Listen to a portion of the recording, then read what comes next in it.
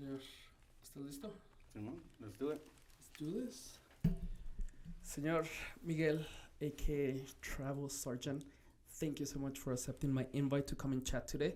I discovered your account about a week ago, thanks to FitFam. And I'm like, what? How is this possible that we have a travel hacker in El Paso? Like, I definitely need to talk to you. I mean, I don't know if you noticed on my account or if you even saw it, but I like to travel a lot. So when I notice a lot of things that you're doing, I'm like, we definitely need to chat it. And you accepting to talk today, I'm very excited. So, Senor, thank you so much. No, thanks for having me, man. I mean, I love talking about this to anybody who's willing to listen. So, you know, that's what I'm here for. So, thanks for having me. Aside from me, I know there's a lot of people willing to listen to you because not only are you kind of like the normal person that travels and documents videos, pictures, and stuff like that, but you come with like ways to do it in a cheaper way and something that we all use, which are credit cards, and we're gonna really talk about that. And that's extremely exciting for me. So again, thanks again. Before we get fully started, I noticed you went to a World Cup. I went to a World Cup too. How was your experience, sir? Oh man, that was great. And you know, I'll just start out by telling you I'm not a sports fan of You're anything. not? No. Okay, that's okay. you know, so I don't want you to ask me something crazy about, you know, some team or some players. I'm like, man, I don't know. But I went, so what I like to do, a lot of my travels is like bucket list experiences. They might not be my bucket list experience, you know. It might not be something that I wanted to do, you know, but it's just like something cool to do, and I just like doing cool stuff, you know. We're really going to talk about it because what you just said, it's so... Like, you just said that it's not only, like, your bucket list, it's, like, places that you know that they're, like, cool to go to, right? Yeah. And that's where I'm going to ask you, like, how you choose your locations, and you already talked about that. But let's talk about specifically the World Cup. I was there for 2 weeks. Talk to me, how long were you there? How did you stay? Did you use your travel points? Which, again, we'll get into it in a second. But talk to me, how was your experience? Especially, you're not a soccer fan. How was it? Was it everything you expected or not? Yeah, I mean, it was great. It was like one of the best trips I've ever taken, you know, and to be able to, so I took my brother-in-law, and he's like the, you know, most diehard football fan that I know. And soccer fan or football? No, football. Oh, okay. Well, all sports. He's into all sports, but, you know, being able to, you know, take him to something like that, it was just awesome. Did you go to the World Cup because you were going to a different place already, or that was your goal? Hey, we're gonna go do the World Cup. Yeah, no, it was the World Cup. You know, I saw that, you know, the tickets were going on sale or something. I go, oh, you know, let me try this, you know, and see if I can get tickets and stuff. And, you know, I was able to get tickets. I was like, okay, you know, let me plan this now. And, you know, a lot of the, you know, travel's fun and all, but I also have fun, like, planning travel. You know, I plan a lot of trips that I end up not even taking. It's just like I'm always looking for deals or where can I go, you know, just planning trips that either I end up taking or I end up canceling and not doing. But so once I got the tickets, I'm like, okay, now it's time to plan it. You know, my flights, hotels, and all that. Nice. Are you planning to go to other World Cups? Oh yeah. So after this one, like I don't want to miss another one. There you go. Yeah. Uh-huh. And that's what I tell people that even don't like soccer at all. This is my third World Cup. So like, even if you don't like soccer, you just have to go. And on this one, actually, I went last minute because I wasn't going to go, but then for work, I was going to travel around that area. Yeah. So you go, yeah, pues I've been to the last two, but then there was a lot of things that you heard, like the beer, the alcohol, and then kind of like that it's going to be very restricted. But I'm like, you know what? I might as well go. And I think every World Cup's different, but I think this one, it is my favorite. I have to say that because not only the organization, the games that I went to 9 games. The other World Cup, like Russia and Brazil, I went to 3, maybe 4. And because all of them were in the same city, guess what? I went to 9. All Mexico games, all U.S. games, one Brazil, the other one Spain. And it was the best thing ever. And then I'm sure, I don't know, I mean, you have traveled way more than I. But at the same time, like I noticed the city of Qatar, spectacular. Like there's so many things. You just go to one place of town and then you're amazed, and then you go to another one. ¿Y qué crees? Same thing. Allá no hay pobreza. That's for sure. But we'll go back to the World Cup. I just wanted to, when I was looking at your reels, your Instagram, I'm like, espérame. Actually, there was one of your reels on the World Cup because you put it in your, what you call it, like on your stories for it to be saved. ¿Cómo se le llama? Highlights. The highlights. Yeah. And one of them, I don't know if you remember this, but you were recording unos caballitos. Do you remember that? Yeah. Well, actually, those were the people, my friends, that I was staying from Guadalajara, that I met. Well, I met most of them there. It's just a friend of mine, Gemma, que conocí from Russia. So when I saw the caballitos, I'm like, hey, bro, I was actually staying with them, and it was so cool. So if they're watching this, saludos, mis amigos. But bueno, Miguel, let's go ahead and do a proper introduction. Tell us who you are and what you do, please. So, I don't know. I just like to travel. I don't know. I have a regular job, a 9 to 5. I work for the government. I got a degree here at UTEP for accounting, and I worked since the pandemic started. Been working from home, but for my job, I transferred to Germany and I lived over there for 3 years, and that's really when I started getting into travel. Because of how close other countries are, I'm betting, I'm sure. Yeah. So, before we moved to Germany, we would travel here. We would just go to like Disneyland or go to, wherever other cities we have family to go visit. I never really went somewhere to just explore the destination. It was just, we gonna go visit family or like a theme park. And once we lived in Germany, it's so easy and cheap to travel throughout Europe that we started doing that. And I just fell in love with traveling. I didn't want to stop. So once we moved back, and I wanted to travel more than I could afford, that's when I got into, travel hacking. That's a really good point you just said. When I wanted to travel more than I could afford, because most people, including myself, ¿qué crees? Pues we save some money or we put it on credit cards, right? And then we'll pay later because we want that experience. Yeah. But it takes like someone like you to say, "Espérame, like I do want to travel more than I can afford, so let me plan this accordingly instead of putting my house and everything else in debt," right? Yeah. So, okay, so when did you move to Germany? So that was 2018. Okay, so you said 3 years. So is that means you came back on About a year and a half ago. Okay. So summer of 21.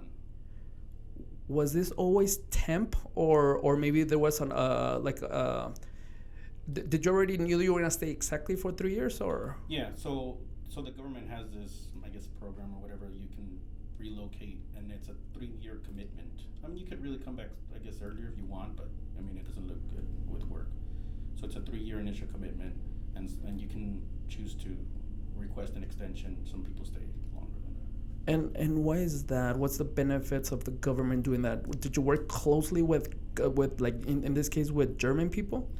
No, I work for the U.S. government. But I mean, as far as taking them, we have a lot of military bases. So I work for with the military. And the reason why they want you to stay longer is because they spend a lot of money to move you, your family, your furniture, your cars, everything over there. So they want you to stay as long as possible. So, to get a better return on their investment. Are there different options, or did you pick Germany? I mean, there's government jobs all over the world, but specifically the organization I work for, we have an office in Germany, so I just transferred to that office. Nice. How did you pitch that to your wife? Was she okay moving there? Not initially, my kids too. My oldest, at least, she was really reluctant to moving. But now she tells me, that it was great because she's experienced all this travel now. Nice. Now, when you were in Germany, how many other places did you visit? How many countries once you were living there? Yeah, I don't remember. I think I did, like the first year I counted, was like I'd been to 19 countries that first year, so I really took advantage. Nice. And then once you get back, you're like, hey, this is where, like, how can I afford to do this? And this is where you got into travel hacking, right? Yeah, so, I started, with the whole traveling more than you can afford thing. It started because, I had a free night for a hotel from my credit card, but before I really knew what, the potential. And we had a free night, and we're like, well, let's, where can we use this? And I really just started looking as close as possible to where we were. And there was nothing, so I just kept expanding my radius, and then I found I could use it like in Amsterdam. So like 3 weeks in after moving, I'm like, okay, let's go to Amsterdam and get our free night. So that was our first trip. And then, when the pandemic hit, it actually, it's funny. I got my, I guess my start really into this. I was on a work trip with my manager, and we were at the airport. We were flying back after a week, and he's like, "Hey, do you want to come to the lounge with me?" I was like, "What are you talking about? Like, what is this?" So he's like, oh, just come here. So he, took me as his guest. And I was just like, what is this? Like, I didn't know, those places existed or what it was. It was just used to you go stand by your gate or sit by your gate. But, we went into this lounge. There's like free food and drinks and like it's quiet. I'm like, so then I was like, I want to do this too. And that's really when I started researching credit card because he's like, oh, I get this through my credit card. So I started researching which credit card should I get so I could do this myself. So I just started, I guess learning on YouTube, Reddit, and different blogs and stuff. So I finally decided to get, my first card that, would give me lounge access. And I got it, I think it was like March 12th, I got approved for that of 2020. Of 2020, okay. Because I was flying on the 13th. I was supposed to fly back home, back here. And, that never happened. I ended up canceling that flight because that's when everything kind of just shut down and stuff. So it's funny that's when I got into it, like when you couldn't travel. So then I had pretty much most of that year since you couldn't travel to just learn more about it. And that's really where I, went all in on learning. Okay. Now, about how many hours did you spend researching this? I don't know, man, a lot. I mean, that's what I do pretty much every day. Like, I'm doing something related to, looking up travel or deals or promotions or. Okay. So you had to cancel that one, but after you were researching this, when did you book your first flight with points? Yeah, so it was about a year later. So that was March of 2020. And I guess it was maybe like January I booked it, so like 9-10 months in, because March of 21 is when I took my first trip like on points. Okay, where did you go? I went to Uganda. Ooh, okay. For how long did you stay? So and why did I choose that, even though you didn't ask me, is because everything was closed off. So there was a lot of restrictions, right? A lot of countries were like telling you who can come in, based off your nationality. And even Germany was like, well, this is where you can't come back from. So it was like 3 different conditions I made like a spreadsheet, like figure out where I could travel to as an American and where I didn't have to quarantine coming back to Germany because Germany had their restrictions. Because you were in Germany. Yeah. Okay, you're from Germany. I have to remember that. Okay. So I did all this, this big spreadsheet and figure out where I could travel. And I came up with 2 names or 2 countries. It was Rwanda and Uganda. So I was like, oh, what is there to do here? I never thought about going there, but I was like, these are the only 2 places that I can go without major inconveniences. Prior to this, have you been traveling to Europe already? Like in many. Okay. So is that like your first international travel? Yeah, no. Okay. How long did you stay there again? A week. So I went for a week. Okay. And how was that? How much did you save? Do you remember like how much you saved? Yeah. So I mean, I remember like how much I spent or whatever. But so when I started researching the countries, like, well, what is there to do there? The biggest things that would come up was gorilla trekking. And I was like, oh, that's cool. And I had seen that before, but it was like so out of reach. It was like, if you just Google gorilla trekking tours, it's going to probably tell you like $5,000 to $10,000.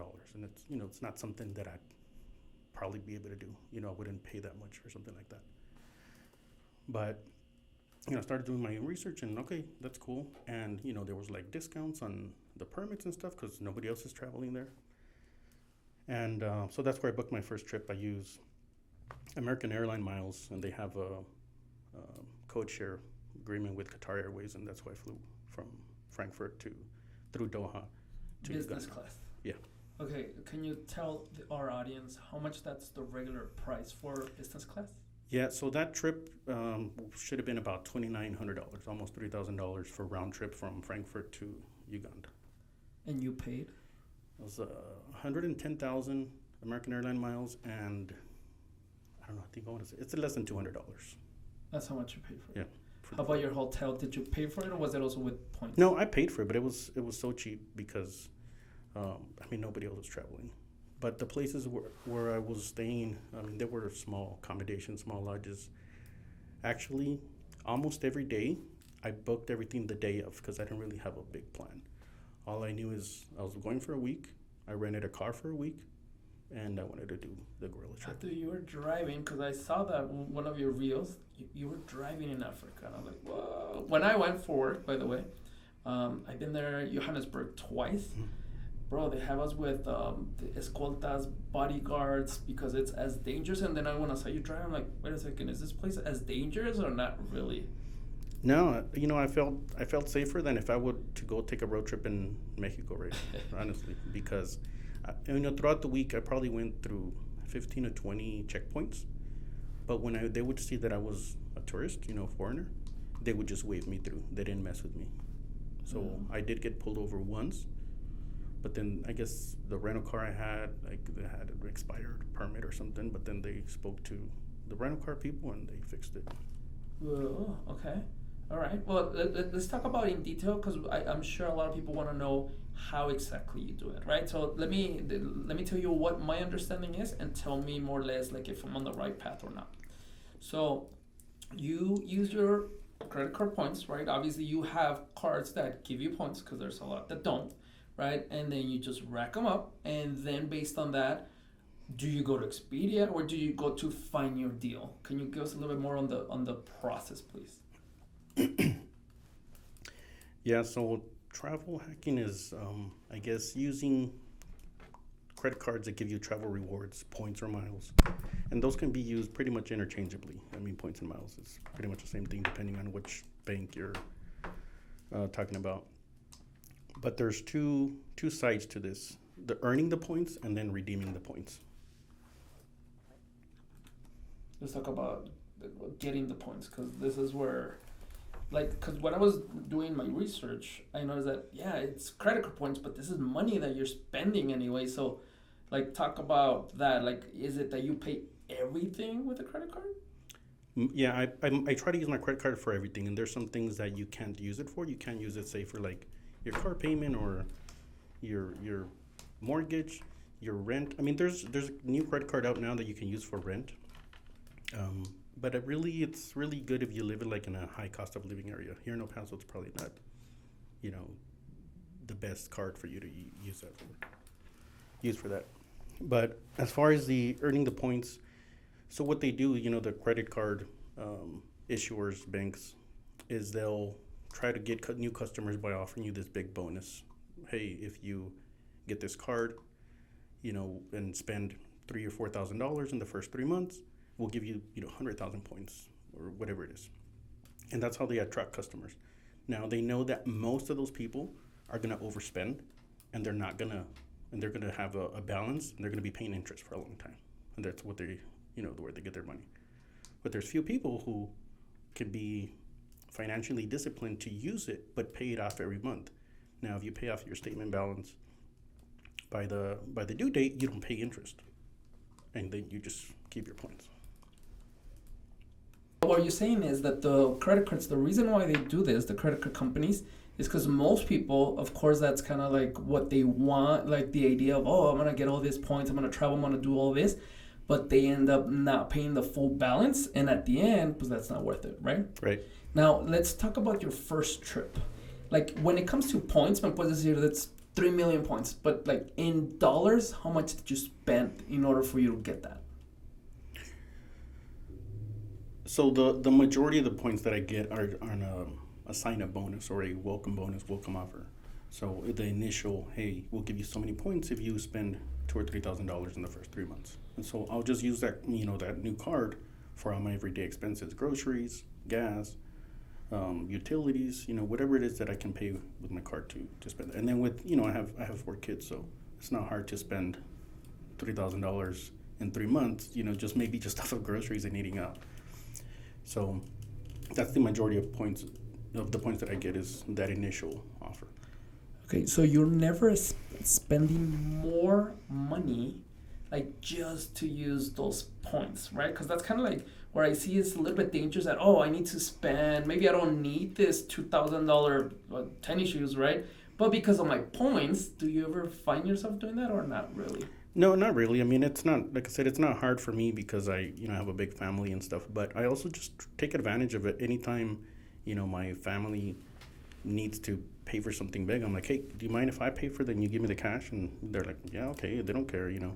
So like my dad gonna buy a TV. I'm like, hey, let me pay for it.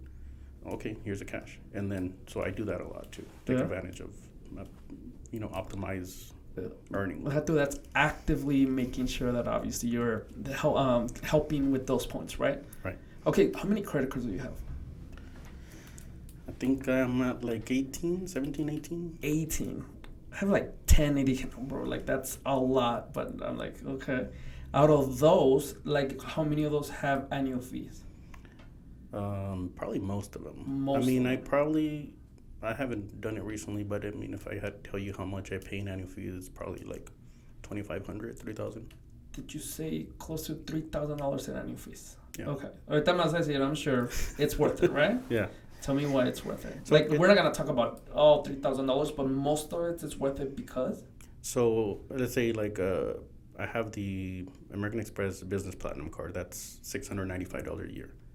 Now, most cards are going to be worth it at least your first year because of that high bonus, right? So, the latest one I got with the Business Platinum card, there was an offer that they gave me where it's get that card, spend $15,000 in 3 months, and we'll get to how I can do that. And then also opening business checking, and I got to park $5,000 in there for 2 months. And if I did those two things, I got 230,000 points. I mean, that's like over $4,000 in travel, at least that I can redeem for. So even if I'm paying $700 for it, I'm getting way more in travel. Okay. Now, my New Year's resolution, I was going to tell you before recording, but I kind of, I'm going to wait. My personal New Year's resolution is to, hey, stop traveling. If it's not for work, stop traveling because I was spending a lot of money. And not only that, but I need to focus my attention somewhere else. You know, I saw your account and I'm like, no, bro, like this is the perfect way to not spend a lot of money, right? Right. But then, okay, so there is, for example, that you open the credit card, the welcome points, but then sometimes the checking accounts as well, you have to put some money there or spend so much money there. And then with 18 cards, aren't you all over the place all the time? Tell me how you manage this. Yeah, so I mean, I just have a spreadsheet so I can keep track of, what payments I have to make. I check that every week, so you don't have to wait for your statement to close to make a payment. So pretty much every week I'm like, okay, I need to pay this. This card, send in whatever card I'm using. Like, how many people do you know actively, not from El Paso, but actively that do this with you? Like, that the travel hacking, and again, not only like that one trip, but así como las do, like, no, this is kind of like what I want to do, like actively doing this. I mean, on Instagram, there's a big community of people that do this. So I went to a Points and Miles meetup in Dallas back in August, and met these people in real life, and it's like, it's cool because networking that way, because you learn stuff that is not like public, that people don't share out there, because you share it, these little secrets, other stuff, it's like the banks will catch on and they'll, eliminate for that opportunity of you to do something. That's exactly what I was going to ask you, because I follow, I think, one more account that about the travel hacking with credit card points. And I'm like, wait a second, it doesn't make sense to me as the owner of this company, of this hotel or of this credit card, like giving out so much money if I know that they're kind of like taking advantage of this, especially kind of like the airlines.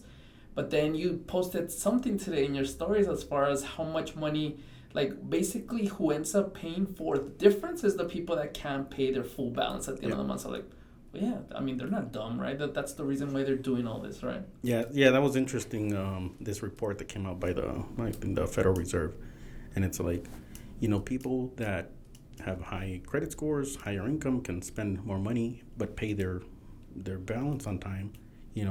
They're getting all the fruits of these travel rewards.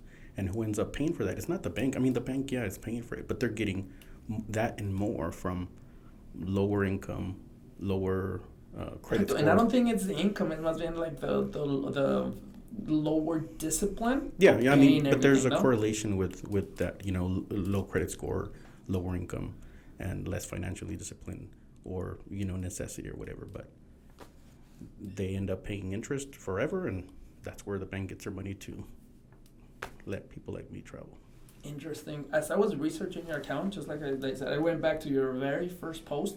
In my head, I'm like, is this guy traveling because he likes to travel, he likes to experience new cultures, like he likes to meet people, or is it more the rush that you get from getting a deal that, oh, okay, Spain, I've been there 20 times, but it's like $20, and I'm just very curious because the way you're talking about it, it's fascinating, but at the same time it's a lot of work. However, you don't see it as work because you enjoy traveling.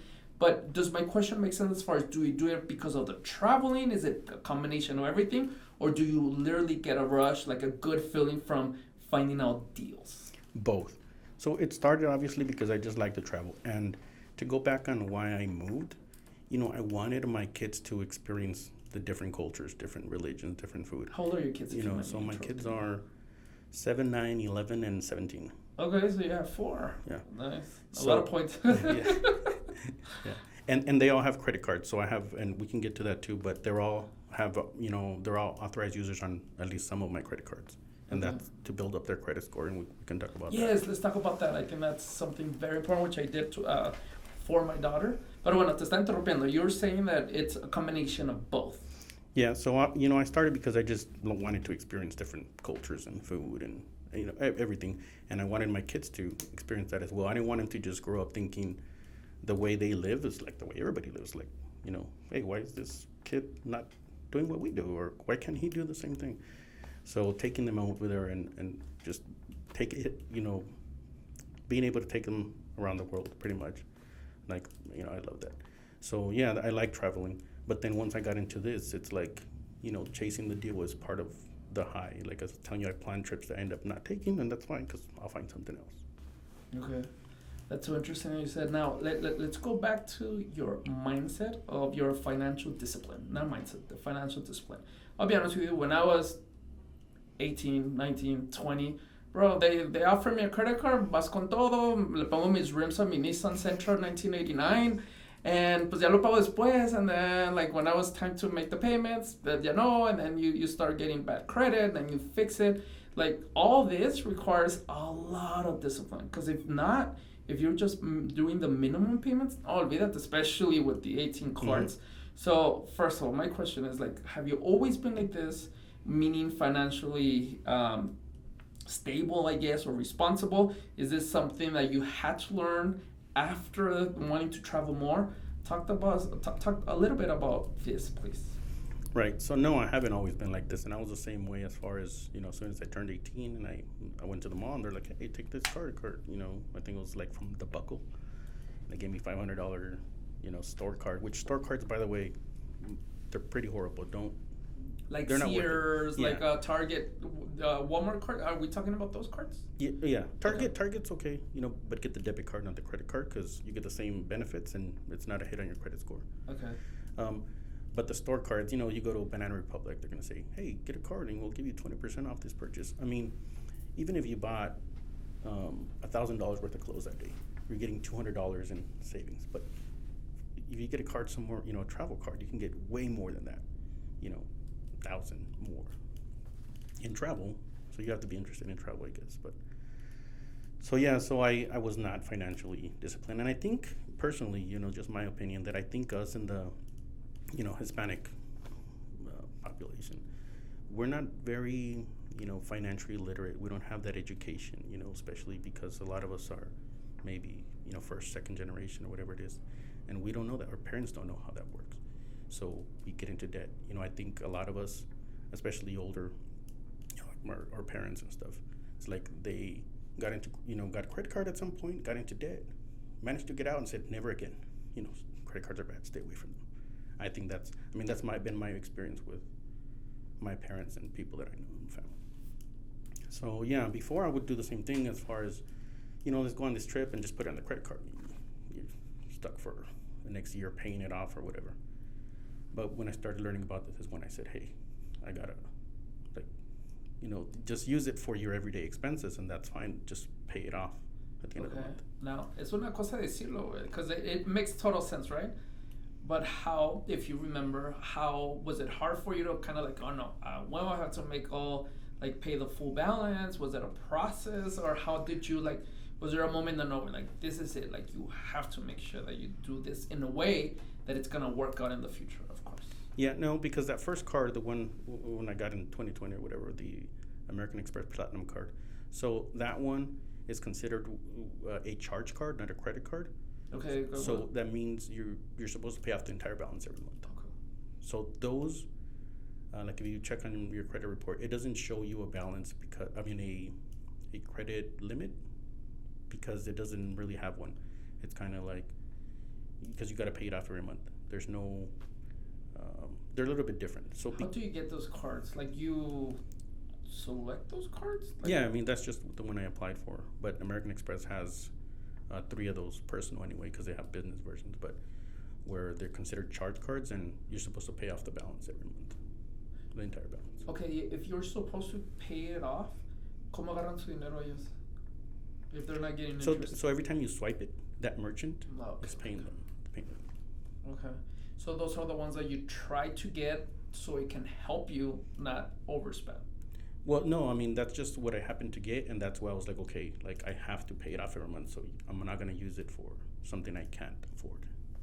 Okay, that makes a lot of sense. Now, your first trip, Africa, in that week, how much did you spend your own money? Total for the week, I think, and this is from Germany, so it'd be a little bit more maybe from here. Right? Yeah.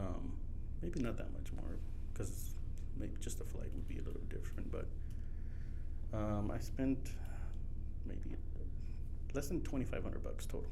Okay. This is including everything, the taxes on the flight that I paid with miles, all the lodge, the food, the gorilla permit, which was like $400. I mean, the train to get to the airport. I mean, everything. Nice. Okay. Well, thank you for that, Senor. I'm sure that there's some people listening saying, okay, how can I get started with this? First of all, do you recommend, do they have to have good credit for this? Is that like a personal recommendation? That way, if you have bad credit, it's an indication that maybe you don't know how to handle yourself. Like, what would you recommend someone that wants to start? Pero we have two different people, like the ones that they still have stuff to pay, and maybe the ones that don't even have credit cards but don't have a bad credit. Yeah, I mean, if you owe money on credit cards, I would say pay that off first and then start, And another disclaimer, I'm not, I don't really do content around personal finance about. I do say, hey, you shouldn't do this, but I don't focus a lot on that. At the end of the day, people are adults, and if you want to get in debt, that's on you. See, sometimes people reach out to me and they're like, hey, I went on this trip and whatever, cool. And then they come back and like, oh, I owe $10,000 from the trip. And I'm just like, whatever. I mean, it's not. Bro, you're looking at me, lo siento, okay, let me tell you a quick story. So my first World Cup, Brazil, right, 2014, yeah, my girlfriend away from that time, right? And it was just me working, she wasn't working, right? Bro, we stayed there for like a month. $30,000. Una estupidez. And I'm like, I mean, I paid a lot for money that I had, but it's just an experience, right? And I get it. And by the way, I value experiences a lot. I do. I mean, I say this all the time, that vida nada más tienes una, güey. So depending on what it is, go for it. Is it worth it? Fuck yeah, right? Mm-hmm. But then as I'm getting older, I still have the same mentality, but I also think, espérate, let's just think it twice if it's worth the experience or not, right? Mm-hmm. And that's kind of like where I was at that, okay, I was in debt for maybe a couple of years to pay those $30,000 que tenía. And then after that, it took a lot for me, like active me wanting to like get out of that cycle, because it's a cycle, especially if you like nice things, right? Like nice cars, y la fregada. Like mucha gente lo ve, and again, I don't need to pick on anyone, but you see this all the time, and I see this, that like I see the nice cars, I see like people with the nice clothes y todo, pero they don't even have a house. And again, that might be their choice.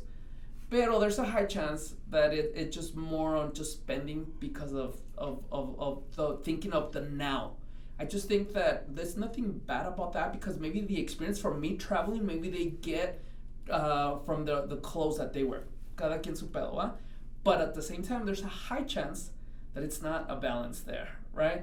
And when I was researching your account, I'm like, oh, this is so cool. But I'm sure that depending on who or where you're at in your economic balance, financial education. I mean, it can be a bad thing or it can be a good thing too, no? Yeah, I'm the same way. I value experiences over things. And I mean, you saw me driving here. I'm driving a 2011 SUV. I don't care about what I drive as long as it's reliable and it gets me to where I need to go.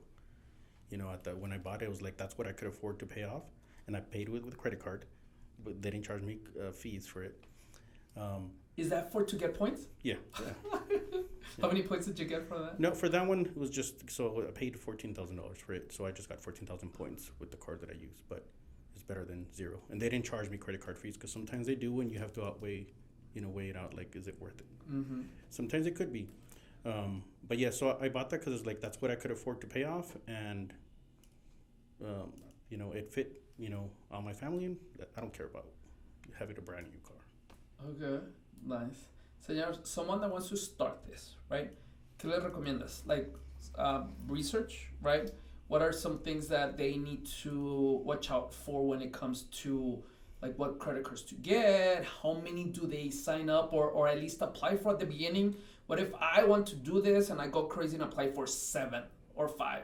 Like, what is it that you recommend, like step by step? So the first thing I would say is to get a card that has what they call transferable points. So there's 4 main ones. So there's Chase, that have their ultimate rewards, American Express with the membership rewards, Citi has thank you points, and Capital One Venture Miles. So those 4. Why? Because these points or miles you can transfer to a variety of different airlines or hotels. So you have that flexibility. If there's a promotion with a certain airline, hey, let me transfer the points that I need for this trip to this airline, and then I still have my points here to do other stuff. And I'm not saying an airline card or a hotel card is bad. I have those too. But let's say you get a United card. Like, your points are tied up with United. You can only book through the United website. Yeah, you can book on their partners and stuff. Like, you can book a flight from Denver to Munich on Lufthansa because their partners using the United miles, but you have to book through that program. When you have like Chase points, you can transfer. I think they have like 13, 14 different airline partners, and all these programs have their different sweet spots to use for a specific destination or depending on what it is. And you can transfer to different hotel chains and stuff. So you have that flexibility, and that's why. So probably the card that most people recommend to start out with is the Chase Sapphire Preferred. So it's a good starter card. How many points does it give you to start? So the standard offer is 60,000 points. It's been 80 before, it's been 100, and that's when I got it for both of my parents. I'm like, you get it, because this is a good deal.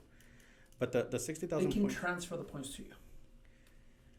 It depends on the program and stuff. But so the way I use, because my parents both have that card, but I manage it. I transfer their points to Hyatt, the hotel chain, and then from Hyatt to Hyatt, you can transfer to whoever. So I can't transfer their Chase points to me as Chase points, but I transfer them to Hyatt and then to my Hyatt account. They can also, correct me if I'm wrong, they have so many points, and they said, le voy a comprar un boleto de avión a mi hijo. Mm-hmm. They can do that as well with and it depends on the program too. But I've done that too. Like I did that, I think when I went to Dallas, that's what I did. So I transferred from my dad's Chase account to British Airways. And then through British Airways, I booked an American Airlines flight for me to get to Dallas. Okay. So you recommend to start with 3 cards. Let's say I'm good with credit. I don't have credit cards, or at least I don't have credit cards that give me points. But I want to start actively travel hacking. Yeah. So I would say one of those, a card that earns one of those 4. Mm-hmm. But then also more than that, really, I always say what depends on your travel goals. Because you have a specific travel goal, then an airline card might be the best one. Something that is very popular is Japan. So people are like, hey, I want to go to Japan. And one of the best ways to get to Japan is using American Airline miles. So you can't transfer Chase, American Express, or Citi or Capital One to American Airlines. So you would have to get an American Airlines card. So then I would be like, okay, if you want to go to Japan, then get this card so you can use these miles to get there. Okay. So it's kind of work your way back if you have a travel goal. Say, you know what, I want to go to an all-inclusive resort in the Caribbean or in Cancun. Okay, then you should get this card because their points transfer to this hotel chain who has that possibility to get there. Okay, that makes sense. And if for let's say the average, and this is my guess, my average is I just don't want to travel internationally, right? Not no specific location. I just want to just kind of like what you been doing. It's based on the points, based on the offers. Then I'll select. So you say three credit cards, three, four credit cards. Start racking up points right from the activations of those cards. And then what else do you do? Like for example, when I was looking at your reels, I'm like, I can put some of my bills on autopay with my credit card. Like this is something that I'm spending money on already. What else is it's something that maybe people don't know that they can use those that they can go ahead and start racking points. Business. So if you have a business, you can put all your business expenses on a card, and once you get into getting business cards, that's like in a whole other world, like a whole other buffet of cards that you can get now, and you don't really need a business to get business cards. I mean, I had like 6 business cards before I had a business. I was when I was checking out your live, which was great. We'll talk about that in a second. Like, wait a second, I have a business been open for about 4 years already, and I don't have a business card. Like, and my thinking was like, bro, because I have it as a sole, so I like it's my personal income from work and the business. I'm thinking, well, they're not gonna. I have to kind of separate the tax IDs in order for me to get a business card. That's a lie. Yeah, you don't need to. So you can actually get a business card as a sole proprietor, even if you don't have an LLC or corporation set up or anything. And just about anything qualifies as a business. Like if you resell things on Facebook Marketplace, Craigslist, if you drive for Uber, if you babysit, if you do photography, any side gig, any side hustle, like qualifies as a business. And even like the intention of starting a business. So let's say, like my wife, she doesn't have a business, and she has a business card now. This is like, oh, you want to do photography, right? Yeah, okay. So you apply as a sole proprietor. Mm-hmm. So your business name is just your name. Okay. And the employer identification number, the EIN, Social. is your social. Okay. Yeah. So the business cards will just have your name on there twice, the business and then you. And as far as they go based out of your credit. personal credit. Okay. Yep. Okay, I'm trying to wrap myself. I'm sorry to interrupt you so much. So, let's say I have a good credit, right? Let's say I have a lot of credit cards already. What's the difference between just getting another regular credit card and a business credit card? Wouldn't I just get another personal credit card if they're basing on my income and my credit report? So most of my recent cards are business cards because most of those will not show up in your credit report. So even though the inquiry will, like when you applied, the actual account, what you owe and all that doesn't show up in your personal credit report. It does for Capital One business cards and, I don't know, TD Bank, some other stuff that I don't get into. Which one you know for sure it doesn't? Chase, American Express, and those two for sure, which are the main ones that I stick to anyway. So if you would get a Chase or American Express business card, the inquiry will show up like you applied, but that doesn't really affect your credit score that much. But the actual count, your balance and all that you won't see that on your credit report. Oh, so that's señor, por eso estoy. Should have, could be traveling all over the world right now. Okay, señor, is it okay to close a credit card account? Like I open one today, but 2-3 months, yeah, like they give me all my points, maybe I already take that trip. Cancelala.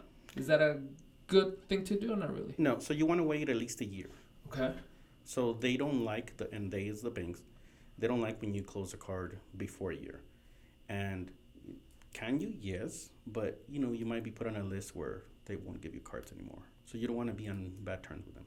So let's say it's a card, the platinum card, $700 a year. I don't want to pay that the second year. So there's like a 4-step process I go through. So the first step is try to get a retention offer. So you would call and say, hey, I'm considering, and that's a keyword, considering, closing my card. Is there a retention offer? You can be straight up and ask for a retention offer. That could help me make that decision. And they'll be like, it has all these great benefits, blah, blah, blah. And you just say, yeah, I still don't think, the annual fee justifies the card for those benefits. And so they'll check your account because there's, their algorithm, whatever it is that they can offer you something. And they could say, hey, we'll give you 20, 30,000 points or whatever it is to keep, and spend another $30,000 in the next 3 months to keep it open for another year. Okay. If they don't do that, then the other thing you could do is downgrade it. So not all the cards, but a lot of the cards you can downgrade them. Sometimes they have like a no annual fee version. So say like the United cards, there's 4 different cards. One with no annual fee, one with 95, 250, and about $500. So I have the $250 one. So whenever my annual fee hits this year, I'm gonna go through that step. You call after or before? You could do it before or after. Okay. So you have about 30 days after they charge you the annual fee to call, and they'll give you a refund on it. So you don't have to worry about, they already charged me another year. They'll give you a refund. Or sometimes it could be prorated, the refund. Wow.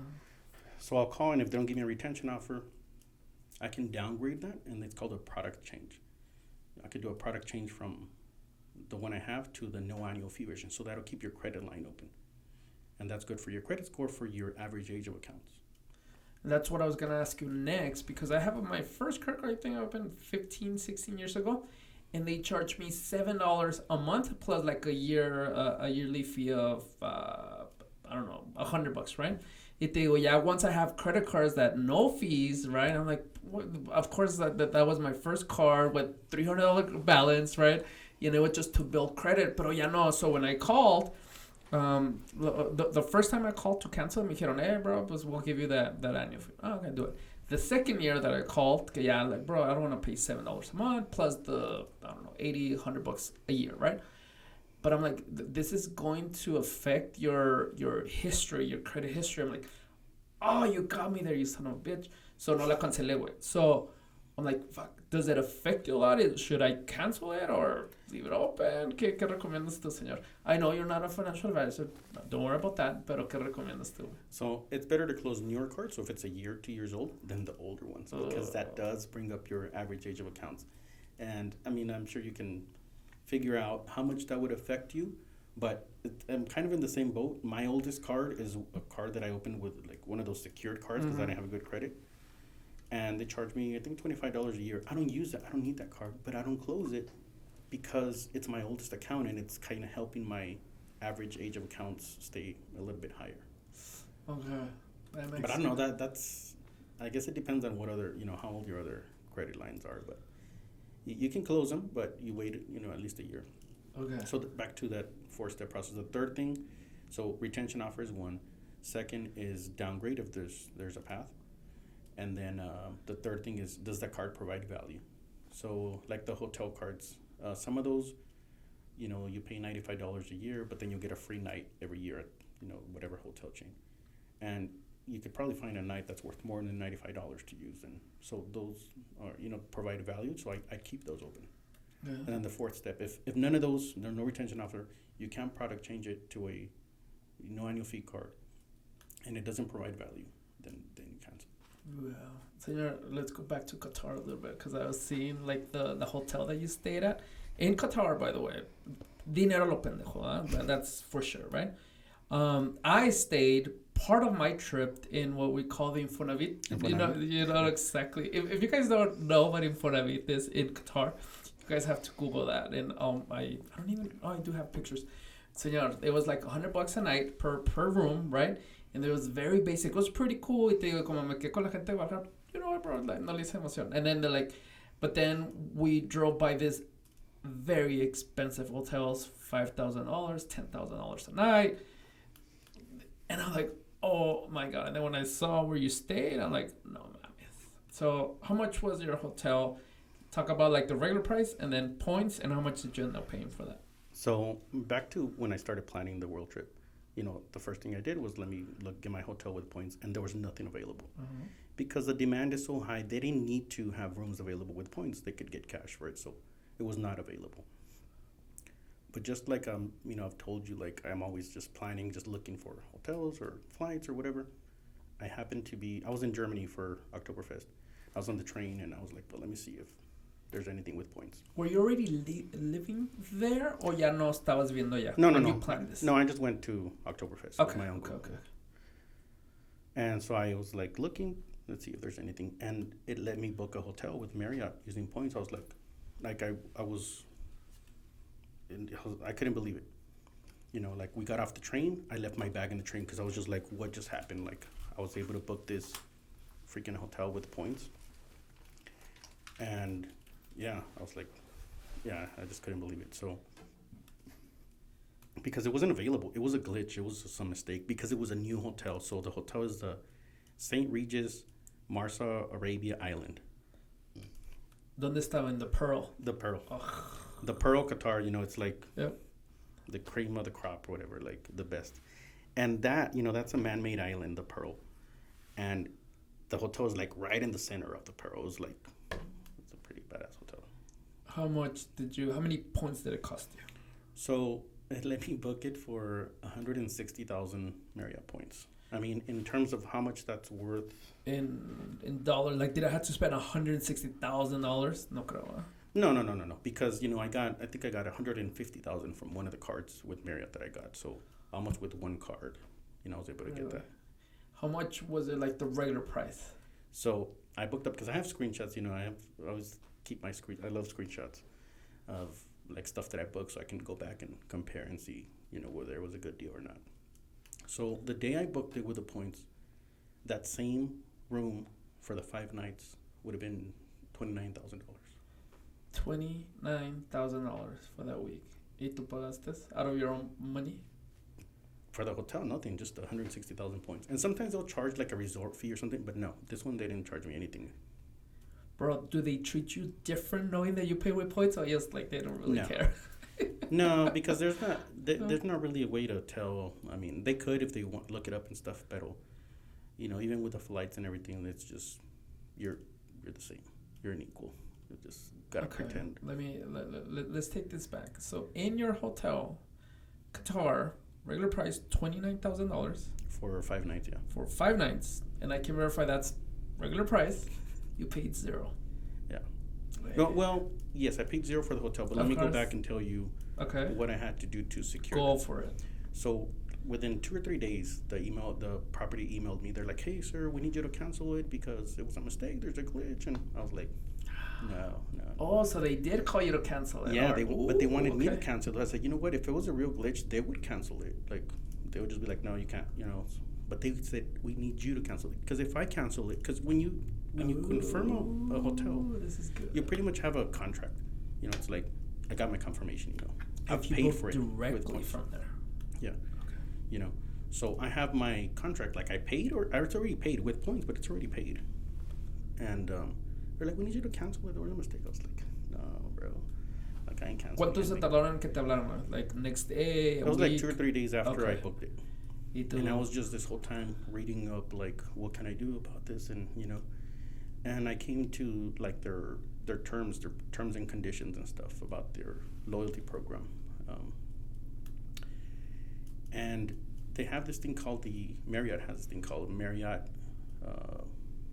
reservation guarantee, like that, where they're like, if we can't honor your reservation, we'll put you up in a different hotel and give you some points, whatever. And I'd used that before, but there's like a little asterisk, and it says at St. Regis or Ritz-Carlton, which are their high-end properties, they're like, for us to do that, you have to be a titanium member or above.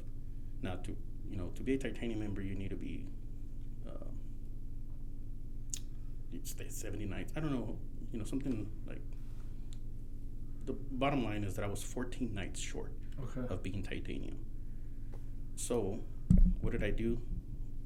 I checked in and out of hotels here in El Paso, 14 nights. So, I spent $1,600 to do that. Now, did I have to do that? Maybe they would have honored it without it, but I didn't want to take that chance. So, I did this whole calculation. I'm like, okay, so I'm going to pay $1,600, but this is going to give me the best chance of them having to honor it because this is in their freaking terms. Easy, no way? Yeah, you were out of $1,600. Yeah, but that was my risk, and I was like, by spending $1,600, I'm also earning this many points. And, wow. My loss would have been, no more than that. Like, it was a bet. It's a gamble, right? I said, look, I'm going to bet $1,600, but if I win, I'm going to win the equivalent of $29,000. Yeah. If I lose, that's all I lose. I can't lose anymore. That's fine. I'll take it. I'll take that gamble. So that's what I did. So once I earned my titanium status, then I replied to them. Okay, espérame. So they send you an email like 2-3 days, hey, wait, like you need to cancel, or they suggested you cancel. Tú luego lo dijiste, okay, I'm gonna do this. So you booked it, you did this for 14 nights, and then you replied. Yeah, and then another thing in their terms about that reservation guarantee is that the hotel has to be open and operating. Now, that was a brand new hotel. They hadn't opened at the beginning. So they opened October 15th. So I waited for them to open and for me to earn the status, and that's when I replied. Now, I had booked some other hotels for the 2 nights prior, because I was getting there 2 nights prior, that I knew what the hotels were asking for. They're like, we need your, like your FIFA application number, your ticket number, and all this other stuff. So I knew what they needed. So instead of replying and saying, what do you mean? I just replied and said, hey, here's my ticket number and all this stuff. I look forward to being there, whatever. And then, they sent me 2 emails about me canceling it. And once I send them all the information and everything, they're just like, we look forward to seeing you here. So. Wow. Guys, if you can, please Google Infonavit from Qatar and then Google that hotel, and you can understand a little bit of what I'm feeling right now. Bro, that's awesome, bro. I feel like we could stay talking for hours about the World Cup because there's so many things. Not a lot of people from Juárez went, pero del Paso como que no hay tantos, by the way, but maybe we can talk about it offline. Pero bueno, going back to the points, ya tengo un chingo of points. I opened up 5 credit cards, I did the referrals, I did a lot of stuff, right? And I'm good with points. ¿Cómo le hago to book my first trip? Do I go to Expedia? Do I go to American Express website? ¿Cómo le hago to redeem those points? No, so, each bank has their own travel portal, like American Express Travel, Chase Travel, and you can use your points there, but it's not the best use of them. They'll give you a fixed value.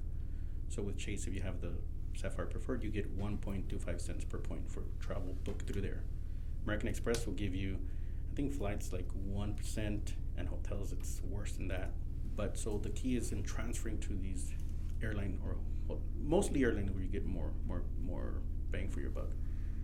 I would say you could just Google, say you could say best use of American Express points, or if you want to go to a certain place, let's say you want to go to Brazil, Brazil points miles sweet spot or something, and it'll kind of tell you what programs are good to do that.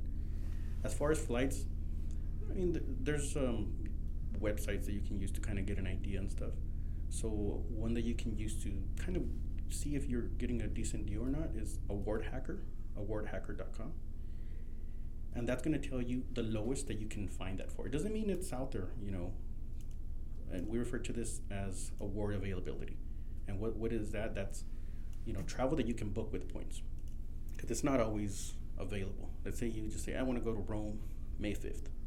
And you look it up, you're going to pay whatever the price is for that day. But if you're flexible, and this is key in maximizing travel rewards, is being flexible with your dates, your destination, or your departing airport, anything. If you're flexible with that, you can get amazing redemptions for your points. So the award hacker would tell you, you could say, El Paso to Rome, and it'll say, well, with this program, this is the lowest that it could be possible. Now you would just go to that program, whatever it is, American Airlines, United, whatever, to see if you find it. But you would book directly with an airline. Okay, yeah, okay. Now, from your experience, I know there's a lot of destinations, pero que digas tú, what, usually from El Paso, this is like the place que normalmente sale barato usar with points. Is it Europe, South America? Is it Italy, Paris? Or there is no such thing as that? From El Paso, not really. No. It's not. I mean, every time I do something, I end up having to leave out of Chicago, New York, mostly. To get, a good value. Now, then I would have to separately pay for my flight to get there. And we call that a positioning flight. Now, the position is from here to New York. That's your positioning flight. Yeah. Y luego ya después, that's where you're like, you get your points, your rewards, whatever you have. Mm-hmm. Okay. All right, senor. I feel there's so much stuff, and of course, we're not going to be able to cover everything. Where can people follow you for this specific type of content? Mostly I just post on Instagram, Travel Sergeant, TravelSergeant. Thank you. For sure, we're going to link this, and we're going to still talk about that. Now, what I want to do is want to also talk about that aspect, right? Because I don't want to just talk to you about how to travel, but I'm very curious on when did you decide to go, if you want to call it an influencer, a public figure when it comes to this, that you want to share this, you want to, of course, you want to grow. You want to grow your account, but right now, as of today, you're more than 100,000, 115, 150. What was it as of today? 133. 133. Okay, and if you started this maybe 2 years ago, did you grow this much in this time? ¿Qué está pasando aquí? I'm missing something here, by the way. No, so my account, I used to do memes, post memes on there. Make memes and post. Yeah. Mm-hmm. So, and I've always just done, been kind of dabbling in social media, but just for fun, just like, like on even Facebook or I've had other Instagram accounts that I've sold and stuff just because I just did it for fun. So with this one, I was doing memes, posting memes. But then in the stories, when the stories came out, I would start sharing some of the travel stuff, just like, oh shit, I'm in Copenhagen, like, this is cool. And there was a lot of interest in that. I got a lot of feedback and people liked travel stuff, and I was like, oh, I'll share more of it. And that's kind of when I started, I guess, shifting to posting travel stuff. But then, I didn't want, like, I'm not about, like, flexing or whatever. So I was like, hey, like, people would be like, how do you travel so much? I'm like, well, because, either I find a good deal or I do it with points. So then I also started sharing that aspect of it. Not just like, and I don't like the word influencer, but, not just posting about travel, creating content on travel, but how I'm able to do it so much. Because that was a big question. Like, well, how do you do it so much? Like, oh, you can do it too if you do these steps, So that's how I got into sharing not only the travels that I do, but how I'm able to book them. The meme sergeant, how big was that account? When I shifted, yeah, I don't know, like 50 maybe. 50,000. Señor, you're like saying it como si nada, but I'm like, bro, with my 450 followers, bro, la mitad son mis tías. Like, you were just sharing meme. Like, in order to get to this level, to get 50,000, you were taking it, maybe not a full-time job, right? But at the same time, you were serious wanting to grow that account, or no? I don't know. This was like a backup account that I had for the other one that I sold. Okay. And I think the other one, when I sold it, and I guess I signed an NDA, so I can't tell you. Okay. How many followers did you have on the other one? When I sold it, it was like probably where I'm at now, like 130, 135 or something. And it was memes as well? Yeah. Mexican memes. Okay. Sabes que I'm interested in this topic, señor. Disculpa. So, okay. When did you start realizing that you can grow accounts by posting memes? So on Instagram, that started with like 2013, 2014 and stuff. Oh, okay. But like I said, I didn't have the intention of like, I want to have a big account or something. It was just like, I'll just post memes. And I started, like reposting stuff. And then I was like, I can do better. Like, so you were creating your own? Yeah, I was making. Wait, somebody tiene su chiste, bro? Yeah, I was all about creating like original memes. Like, and there was like a little group of us that had like maybe 7 of us. Local people from Paso or no? No. Okay. But I've met a couple of them, like when I've gone to LA and Vegas where they live and stuff, and we've met up and we're like friends. Hey, if I would have known this, I should have so many questions on this, bro. Really? Okay. So, okay.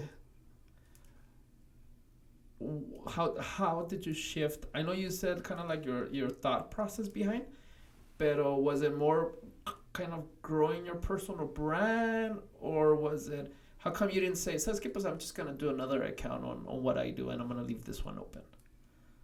I don't know. I guess because I had a head start on at least the numbers. Numbers are a big deal. Even if people say they're not, it's, that's one of the only ways to measure, like, whether you're doing something right, I guess, with social media, is with your, your follower count, your views, your likes, your comments. Like, so it's like, why would I start a new one when you just have that? But I did it kind of, guess I want to say strategically. You know, Yeah. I didn't just say from one day to another, I'm going to delete everything and post new stuff, because then you'll be like, who's this? I don't follow this person. Yeah.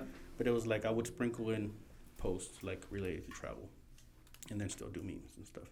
And then I changed the name, you know. But it was because before that, I think it was like a meme cartel, and I kind of had this idea that, you know, that there was value in having, you know, a personal online presence instead of kind of hiding behind, you know, an admin on an account. Like, so by switching it from meme cartel to meme sergeant, now it was like a person. Yeah. Right. And then now it was just travel sergeant. So it was like kind of like a layered approach to it. Yeah. And then once, you know, I decided to go, I guess, completely switch, I just went and like archived the meme post and just left the travel stuff.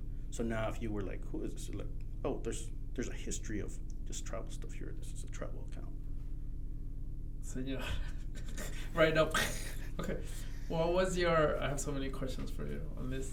So, what was your goal? Did you ever get some money from your meme account? Yeah. Was that your goal at one point? Sasuke, wait, I want to make some money from this. So many followers. Yeah. So you know what I think, and back then, because this is like in 2014, you know, we call them promos. It was like, I mean, it was like $25, $30. That's what I was probably. We were all collectively charging kind of the same. And you know what? That's very, I guess, in the Mexican meme world, because that's what I know. Like, it's very low paid because everybody kind of underbids each other. People are willing to post for, you know, less than $100. And I've been learning how much other accounts charge, and there's a lot of money in that. Okay. Is your ultimate goal with Travel Sergeant, when you made this change, right? Is like, aside from my personal brand, like we all have personal brands for a reason. No creo yo, especially because we talked about your camera shy. Yo también digo pues pendejas aquí. Like, we don't want to do this just for fun and because we like it, right? There is a purpose.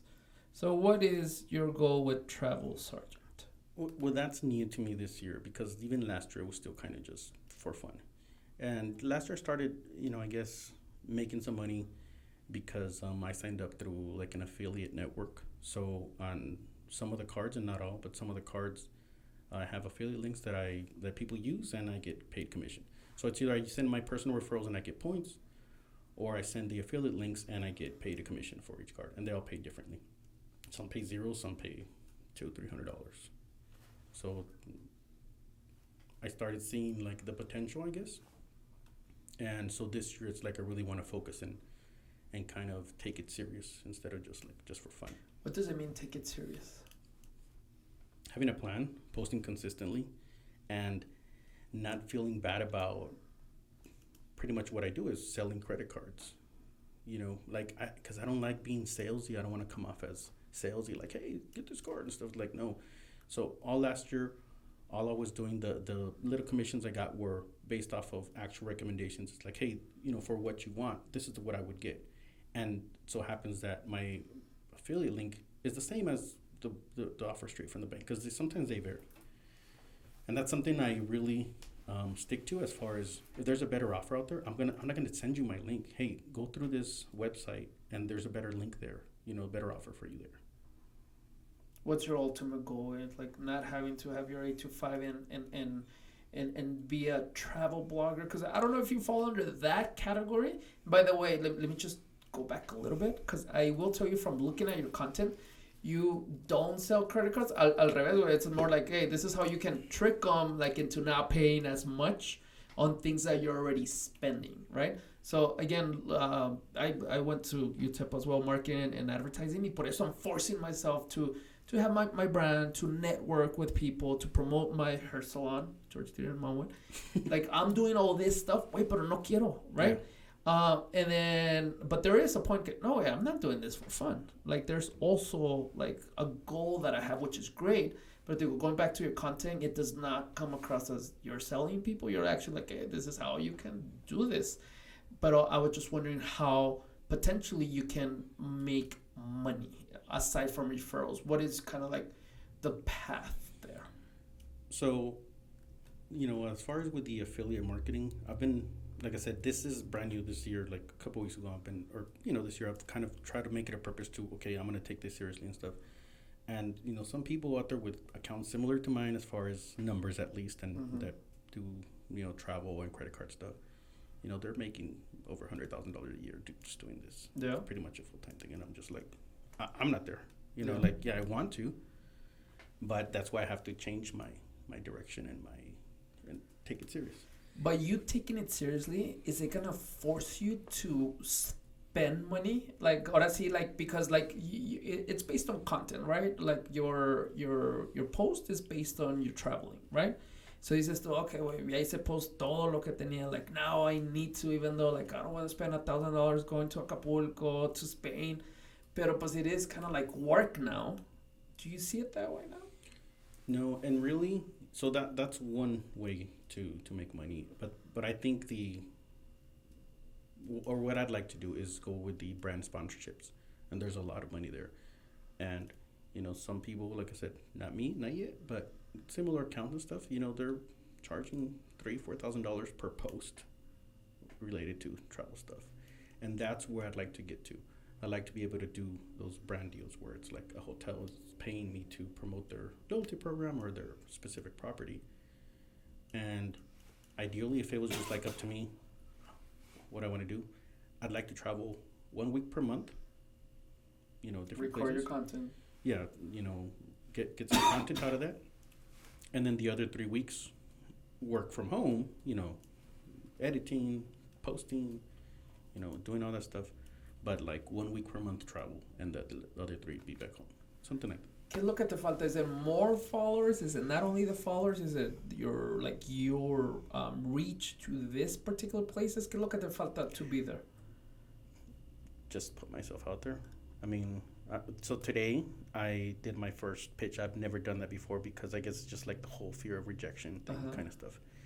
Because even before you can get to that, getting paid to travel pretty much, you can just get comp stays, and I guess it's more common than I thought it was.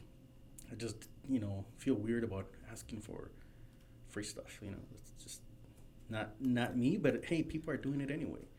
So today I sent out like 3 or 4 pitches to hotels to. Was it emails you called? Yeah, emails. Email. Okay, Leslie says like, I'm gonna go to Johannesburg. Yeah, I would love to stay at your place.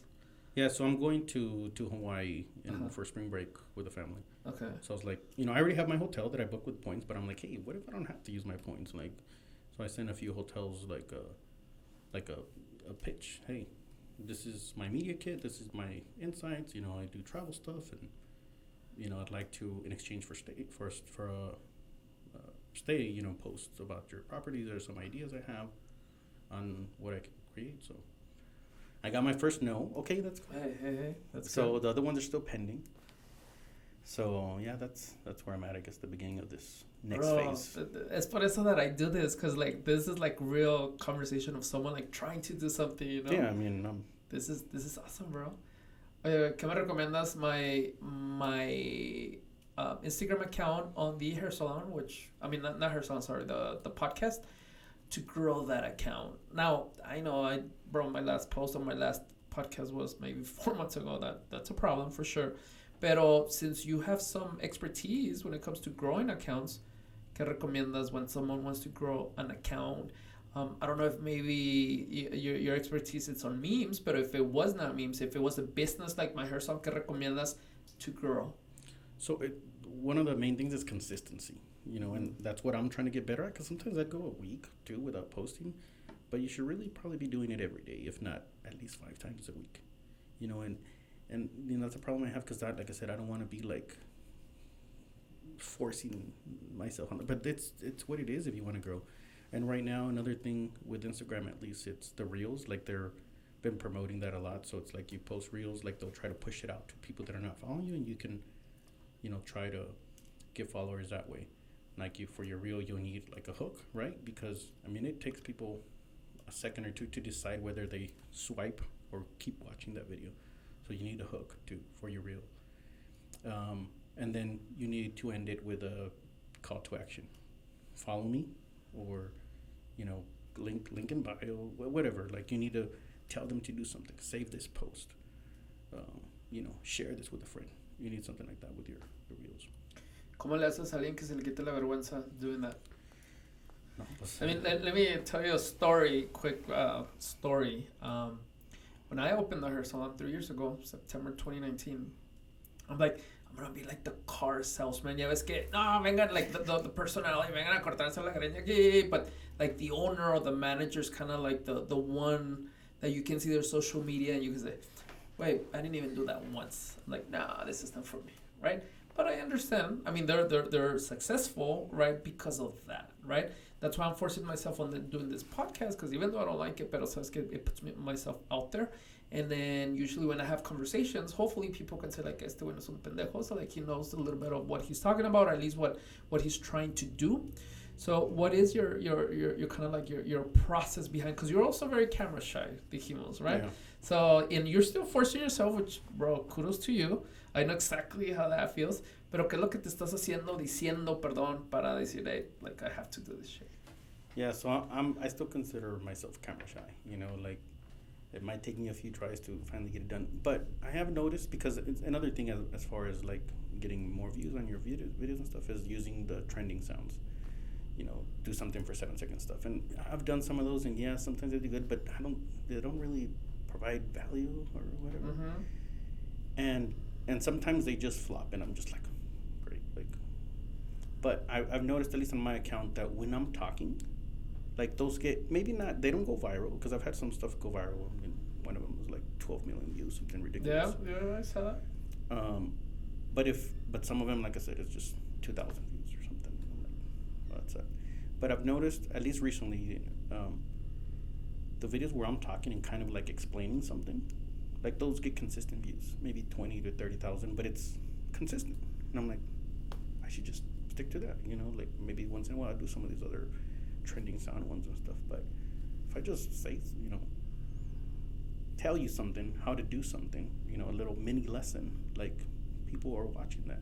So what I've been doing, at least because of the whole camera shyness, is I'll start the video with me talking, and then I'll just shrink myself and put something else in the background, so I'm still there. Sometimes I go away, my voice is still there, but they already know that I'm talking. And then maybe I'll bring myself back or whatever, but that's something that I've done to get around the camera shyness. It's kind of like, hey, this is me that's talking to you, and then I'll start shrinking and keep talking, and then just show content. That's awesome. Te voy a decir porque, like, what advice do you have? Like, if someone wants to be, let's call it what it is, a travel influencer. Like, what are some steps? I have zero. I'm gonna create an account. ¿Cómo le recomendarías a alguien? Let's say I want to open a separate account, and anyway, I like to travel, right? I don't travel as much, but I want to eventually be a travel influencer. Maybe not credit card, not travel hacking, pero de esos güeyes que enseñan like travel locations, bro. Because I think that's like a really sweet thing to do. What would you recommend for those people? I mean, so start posting stuff that you have from prior travels, Mm-hmm. Because if somebody decides to click on your account to look at your feed, like there has to be something there.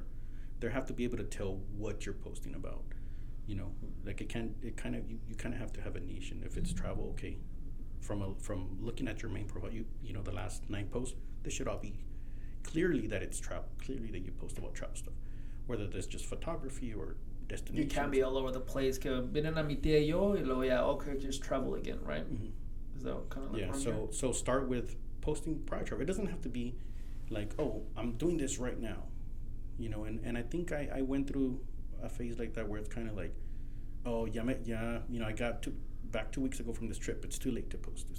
Nobody cares, like, so what I've started kind of doing now, it's kind of reposting some of, maybe it's not the exact same video, and you could do that too, by the way. You could do the same video, just repost it again with a different sound, a different song, a different caption, and most people are not going to notice. They're not going to know that you've already posted something similar, because not everybody sees the same thing in their feed all the time.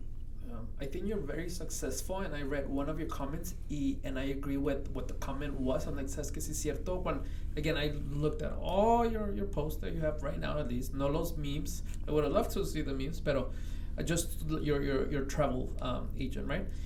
Y luego one of your comments from some of your recent posts decía, wait, no, I don't know exactly what it said, but something along the line of like, you're someone real, you're someone like us. Creo que era un latino, güey, que también dijo, yeah, este güey diciéndonos how to do this shit, you know? And I'm like, yes, es cierto, like, I can relate to this guy because he looks like me, he talks like me, a lot of Spanish content, which we'll talk about that as well. And I'm like, yes, es cierto, güey, I can relate to this guy, again, you're not sounding like you're selling anything. So I was like, hey, güey, this is how you can do this. And that's why I think, again, at least for now, again, and you're the one that knows more, this is what's working for you. And when you're kind of like what you're trying to grow in your next process, I'm like, oh, this guy's gonna do it for sure. That's awesome, bro. Oh, thanks, man. And I guess I've been telling myself lately, it's like I want to do it this year. Like, if I don't do it this year, ¿cuándo? You know? Yeah.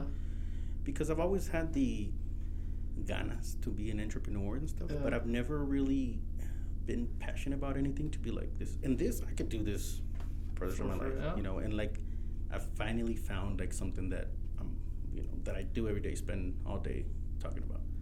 You know, sometimes I do like these coaching calls and I consultations, no? Yeah, like you know, so sometimes somebody wants one-on-one help, and I don't promote that, and I could be even finishing my videos with that, but I just have it as an option. I mean, if people are out there looking at my links and stuff, and they're like, oh, yeah, so they book it. So it's not a big thing for me. It's just like I do it there just, you know, to have that option and stuff.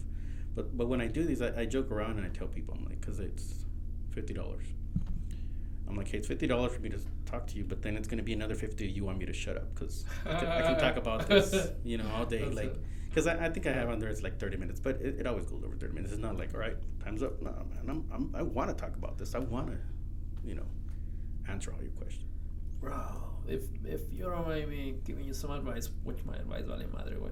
But the truth is, I think you can promote that because, like, I'm into travel. $50 para mí, no es por mamón, but for sure, like, I want to get started on this. And then you're still gonna win in the sense of I'm gonna use your link, your referral, right? Yeah. So it's all over the place, bro. Like, for sure. Hopefully, we stay in touch after this. But I want to ask you something that I see you solo travel a lot, and that because you're married with 4 kids. Requires a lot of support, not only from your kids, of course, I have kids, so no creas que no, pero at this stage, no sabe ni madre. Your wife does, and she seems that she supports you with doing this. Of course, you take her to some of your trips, but what percentage would you say there's solo travels? I don't know, and it's just because, you know, because we have kids and stuff, and it's like, you know, as soon as if we find somebody to watch the kids, you know, we're both out there, and if she has time and stuff. But she just, you know, went back to work because, you know, when we were in Germany, she didn't have to work. We came back and she started working again. So now it's like she has to save her vacation days for like the big trips we have planned. Like we went to the Maldives in October and she took 2 weeks off, you know. We're going to Japan, Korea this summer. She needs 2 weeks for that. We're going to Hawaii in March. She needs a week for that. So like por mientras, honey, espérame, I'm going to be out and about. Yeah, but no, she supports me, and that's great, you know, because that's awesome, you know, she's just like, hey, that's just what you like to do, you know, like I'm not going to keep you back from doing what you like to do. And I see it as, let's say, a solo trip. Like, I'll probably go somewhere. So what I'm trying to do this year is go to a different part of Mexico. Once a month. You know, every month this year, because I haven't been there enough, and it's like that's my, you know, my culture, my. So I don't know where I'm going yet in February, but you know, I was like, hey, do you want to go somewhere? And she's like, no, it's fine, you can go. So, but I don't see that any different as like someone, you know, who has a different hobby. Maybe they go hunting. You go on a hunting trip for the weekend. Let's say you like bowling. Okay. You go to a bowling tournament over the weekend, like. How many years have you been married? 10. Okay. All right. At least from personal experience, bro, that, like, for someone to be okay with that requires a lot of different things. She needs to be very mature. She needs to really understand that, hey, in order for this marriage to be happy, like, he has to be happy. ¿Sí me entiendes? Yeah. Y conozco mucha gente, and I've been there for a long time, que también de que, no, güey, ¿dónde chingados vas? Or, you know what I mean? Like, yeah. And it happens, bro. So when I like, oh, man, like, you can tell that your wife supports you, and it doesn't go unnoticed for people that know that kind of stuff. That maybe you see this guy traveling, but there's a story of, but I mean, who's gonna be picking up the kids, or I mean, I'm sure she picks up like some of the slack around the house because you're out and about, right? But at the same time, you pay her back, if you want to just use those terms, with like how grateful you are taking her to trips as well. Like there's so many things that we can talk about this a lot, but I just want to acknowledge that because you can tell that, wait, that's badass, bro. The dynamic that you have with your wife. Yeah, no, it's great, and I love her for that too.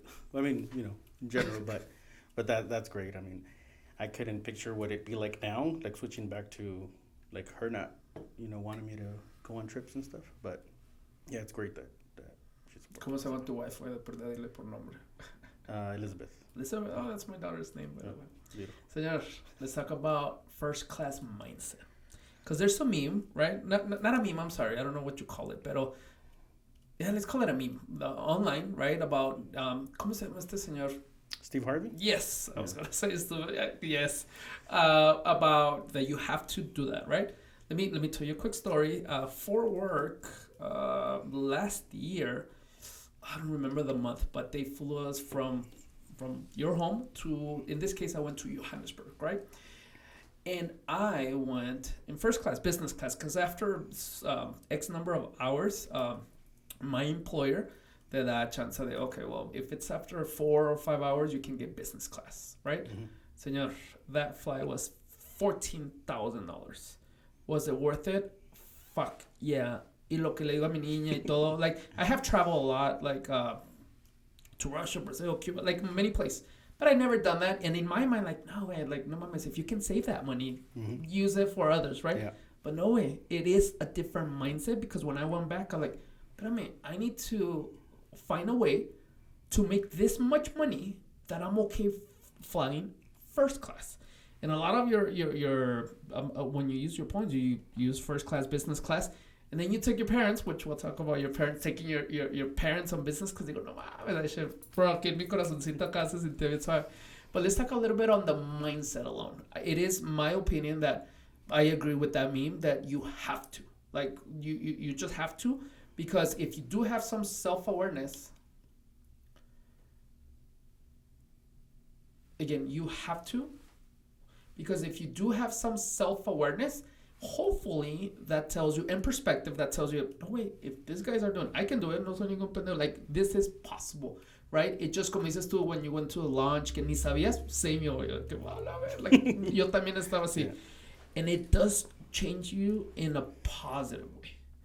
And I totally agree that you just have to do that business class. And then when I found you, because it's one thing for me to say it was $13,000. Okay, can I pay $13,000? Oh, maybe pues va estar difícil. But if I can now help with my points, now I can do it for sure. That's why I'm very excited about this. So let's talk about the mindset first. And if you don't mind talking about taking your parents to Paris, I believe, go for it. Yeah, so first there's first class and business class. So domestically, so here in the U.S., I don't think it's worth it most of the time. And, they'll call it first class, and all you're getting with the domestic airlines here is like a recliner, a little bit wider seat, reclines a little bit. I don't think it's worth the money. There are a few routes, mostly the transcontinental, like L.A. or San Francisco to New York or whatever, that have the lie-flat seats. So that's what a business class seat looks like internationally.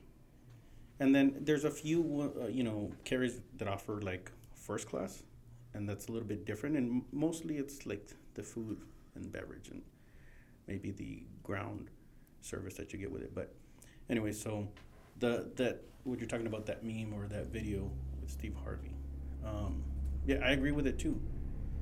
And I think I posted at least once a video with that sound. And it's like, it's hard to go back. And, maybe I sound mamon or snobby or whatever. No. But it's hard to go back to economy, at least on the long flights. And I think I'm okay, maybe up to like 6 hours. And doesn't mean I won't go economy over 6 hours, but I'll try really hard not to. Because once you experience it, it's like you never want to go back to it. So I think he said something like, you'll find a way to get there. So like to your point where you were saying, well, how can I make enough money that I could pay for that? Or, you could do it with points, and you don't have to, yeah, sure, I should be wanting to make more money too, but if I can do it with points. I mean, now even if I had $13,000 to spend on a flight, you know, why if I could do it with points? Yeah, 100%.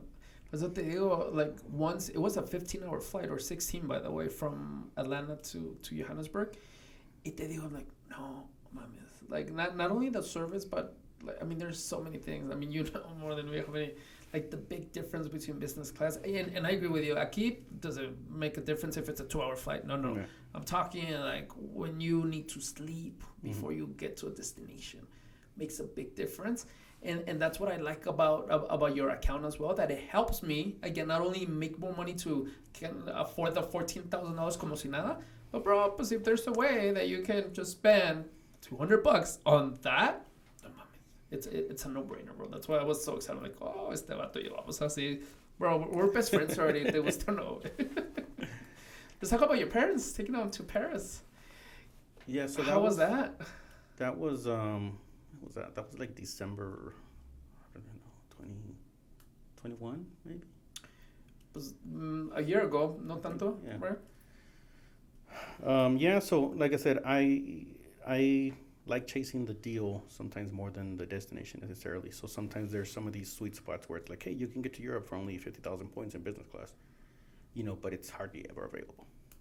And or there's sometimes what they call transfer bonuses. So normally, let's say American Express points transfer to Virgin Atlantic 1-to-1, you know.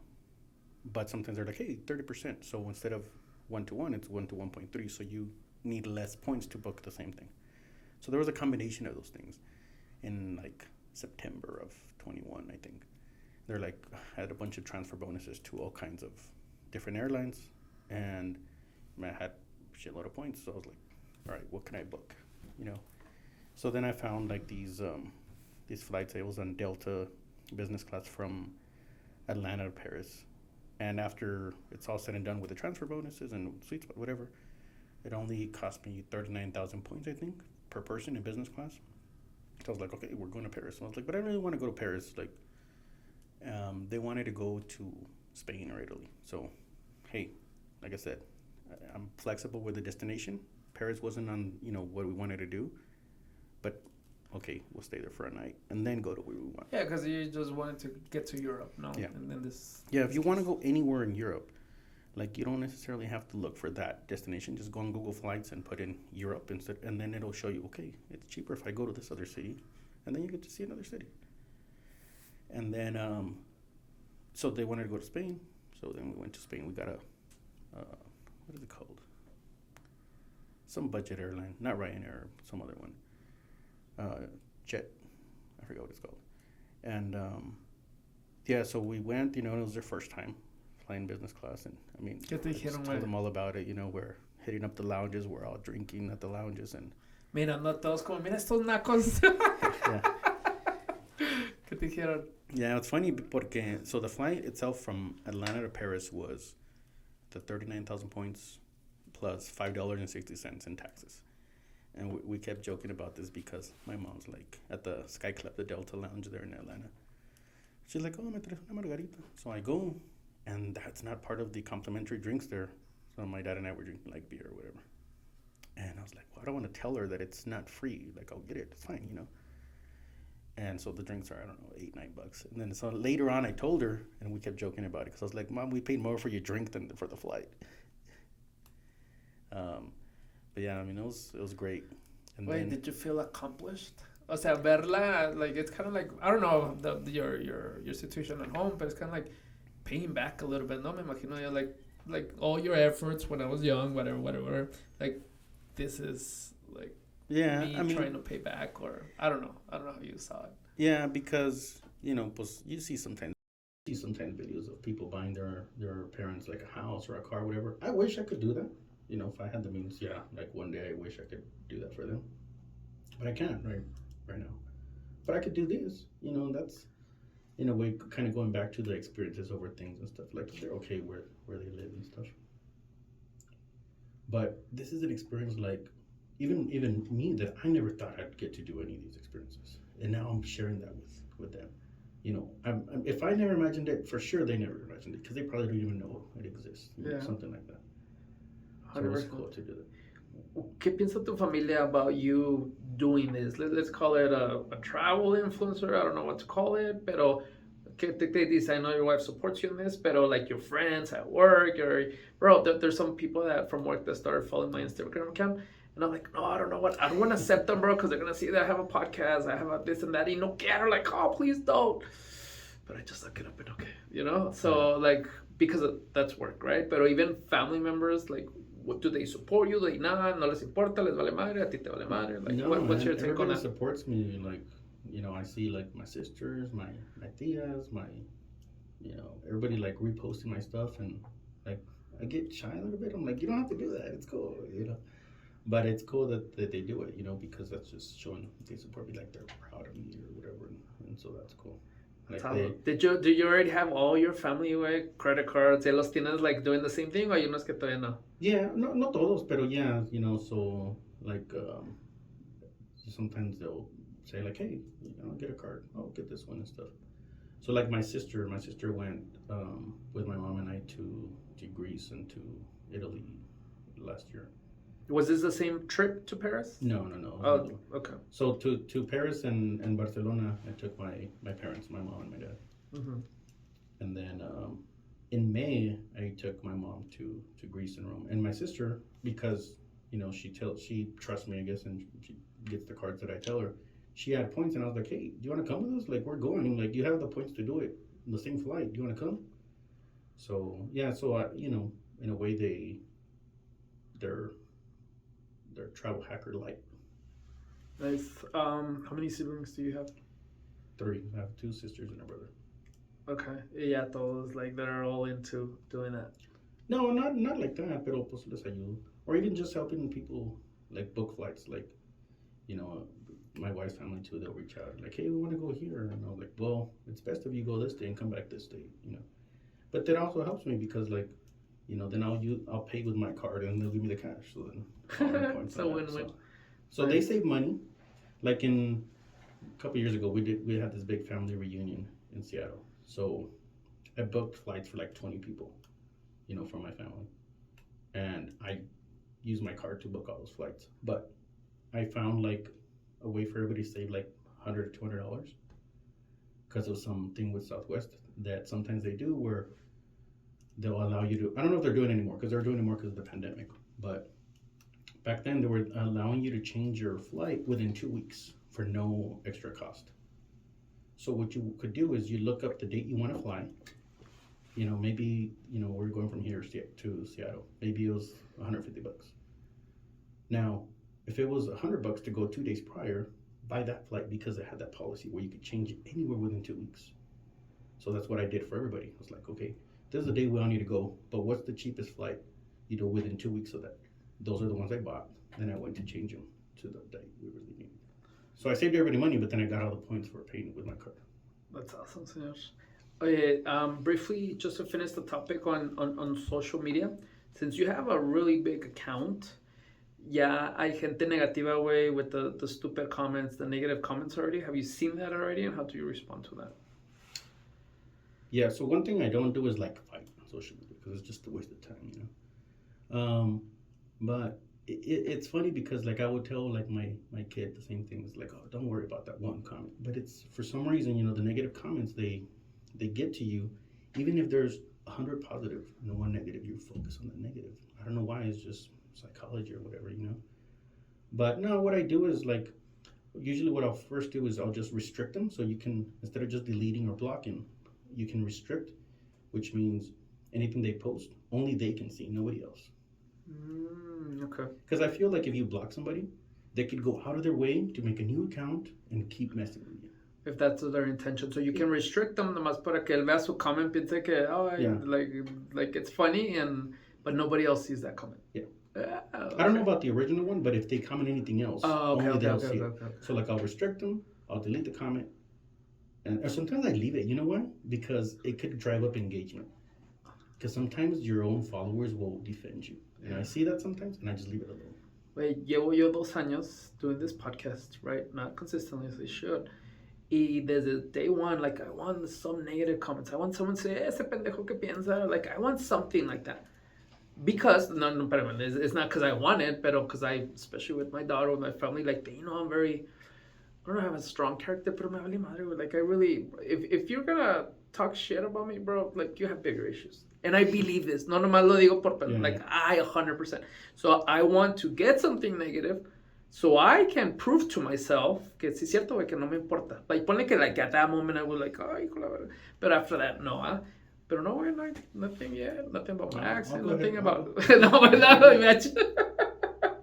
No, bro, you know, let's go ahead and clip it. But I'm kind of the same way as far as like, pues me vale, pues di lo que quieras. Pero donde sí me caló is when they were talking stuff about my parents. Because I was like, you know, so that's when I started like, you know what? And I don't respond to them. I don't say, you know, I'll just restrict them, delete them, or sometimes leave them because somebody already started like defending me and stuff. Yeah, and people know it. Like, to be honest, like, smart people that understand stuff, they know that, este güey está haciendo cosas chingonas. And if you're not that person, bro, you know, like I really don't care because it's gonna sound mean, but wait, la neta, yeah, you're me, bro. So yeah, you already have problems at home already, so why should I fucking bother, right? That's how I feel, pero te digo, ahorita no hay nada. Now, hopefully someone will leave a comment. Este pendejo con el pelo largo, what the fuck? And you know what? It's always the accounts with no profile picture, no followers, whatever. It's just some... That doesn't even count, no? Así como que no, we're like, let's not even count. Señor, I am pretty sure I'm going to have issues with the audio left and right because of the emergency I had with the software and then my backup plan. So I want to first of all apologize to you, Señor. Créeme que I usually like have everything square because again, like the number one reason I do this is for you to enjoy it, to be like, hey, that's good, yeah, that was a good time. And for the audience, cualquiera, discúlpeme, I tried so many things, but the audio couldn't get it right. Pero bueno, the last question I do ask everybody, and I'm going to ask you this, and it is a little bit more localized. I don't know if that's even a word. Pero tell us one thing you love about El Paso. Can't say food, porque that's a given. And one thing you would like to improve about El Paso. I know it's a handful, but this is the question that I ask everybody. And again, it's a tradition, so. Well, I don't know. I would just say the people. I mean, like, you feel comfortable here. In a way, that's bad if you leave this place because I'm just like, you see all the stuff on the news, like racism, this and that, and I'm just like, I don't go through it, but it's the same thing. It's like we don't live in North Dakota and stuff. Pero being here, you know, we all get along, like we all, like, I don't know, everyone's friendly and stuff. And something I really love is like the Spanglish, the whole bicultural, you know, community that we have here. Because you could go anywhere, and sometimes I think about like, what if like, you know, someone from out of town is driving through here to stop at a restaurant here, and like, what do they think about the waiters here when they're speaking Spanglish? You know, because to us, we don't even notice it because we do the same thing. But as you go to a restaurant and, you know, it's Spanglish, the English, they're like, we don't see it, but I'm like, what do people from out of town think? You know, like, but I just love our people, us, you know. I like that. The reason why, I agree with you, the reason why I think it is this way is because we're so close to Mexico that we can see how bad it is on the other side and how good we have it on this one. And because of that, our empathy and our friendliness, it's more than other places, creo yo. Because I think that, again, my opinion, que cuando te vas ya más al sur, se te olvida, güey, that, bro, I haven't made here. Like, ponle que I struggle, I have some issues, pero right across the border, shit, ahí sí, está cabrón. Pero bueno, and again, that's why I think the reason why we're a little bit more friendly, and I think that's the reason why we're the way El Paso is. The follow-up question was, what are some things that you like to change or improve about our city? I need more Hyatt hotels here. We only have one. No. Well, I mean, I guess it was a joke, but going along those lines, like, I wish we had a lounge, you know, like I fly out. The airport canal, that you know, that's a very valid one. The airport here. You know, there's a lounge now in Juarez at the airport, so I'm like, oh, we need to get one too. And you know, I thought, I'm like, what does it take to do it? Like, can I do it myself? Like, can I just have my own airport lounge? You know. Interesting. Yeah. We'll leave it at that. But it's cierto. Not only the lounge, the airport, bro, because it is nice. It's small, but it's like the airport does show like your city, especially if for people that don't are just there for layover, like you do need to show a different face. Ahora, it's one thing for me to say it. There's so many like, pues a ver, güey, cuánto dinero hay for this. I understand all that, but as I'm traveling a lot, like you can tell a lot from the airport. Yes, pues sí, it's. I don't think the word's improvement, but we need to just change it up all the way. Yeah. Do you agree or not?